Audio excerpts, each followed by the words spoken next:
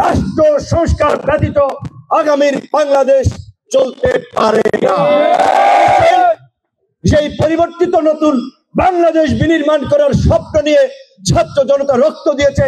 সেই বাংলাদেশ বিনির্মাণ করার জন্য কাঙ্ক্ষিত রাষ্ট্র সংস্কার অবশ্যই করতে হবে। সেক্ষেত্রে ছাত্র অধিকার পরিষদের পক্ষ থেকে যে আহ্বান এসেছে, আমি মনে করি এটি যুগোপযোগী এবং অত্যন্ত গুরুত্বপূর্ণ পদক্ষেপ হওয়া উচিত। কিন্তু দুঃখজনক, এই সরকার যারা চালাচ্ছে, এই সরকারের প্রতিনিধিদের মধ্যে অনেকেই রাজনৈতিক কোনো অভিজ্ঞতা নেই, রাজনৈতিক কোনো সংগঠনের সাথে ইনভলভ ছিল না, ওই ধরনের রাষ্ট্র পরিচালনার অনেকের অভিজ্ঞতা নেই, যার ফলে রাষ্ট্র যে একটা রাজনৈতিক প্রতিষ্ঠান, এটা যে রাজনীতিবিদদের ছাড়া চলবে না, বাংলাদেশের 50 বছরের ইতিহাস তাই তারা সেটি বুঝতে পারছে না।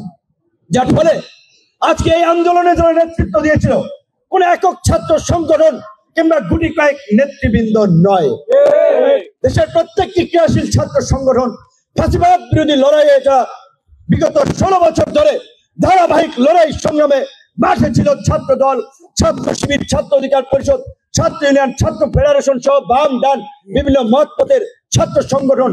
এখন পর্যন্ত ছাত্র নেতৃবৃন্দের কাছ থেকে আমি শুনেছি এই কথাটি ছাত্র ফেডারেশনের নেতৃবৃন্দ বলেছে, ছাত্র অধিকার পরিষদ বলেছে, ছাত্র দল বলেছে, অনেক ছাত্র সংগঠন বলেছে যে অভ্যুত্থানকারী ছাত্র সংগঠন সমূহকে নিয়ে একটি জাতীয় ছাত্র কাউন্সিল করা, কারণ এই বিপ্লবের ভ্যানগার্ড হবে, এই বিপ্লবকে সুরক্ষা দেওয়ার জন্য ছাত্র সংগঠন এবং ছাত্র নেতৃবৃন্দই হবে অগ্রসেনানী।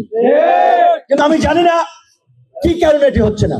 গুটি কয়েক ব্যক্তিকে গ্লোরিফাই করার জন্য কিংবা কোনো সংগঠনকে গৌরবান্বিত করার জন্য, ক্রেডিট দেওয়ার জন্য অন্যদেরকে বঞ্চিত করা হচ্ছে কিনা, নাকি দেশকে একটা সংকটে ফেলার জন্য এই অভ্যুত্থানের নেতৃত্ব দানকারী রক্ত দেওয়া ছাত্র সংগঠন সমূহ, ছাত্র নেতৃবৃন্দকে দূরে রাখা হচ্ছে, আমি সেটা বুঝতেছি না।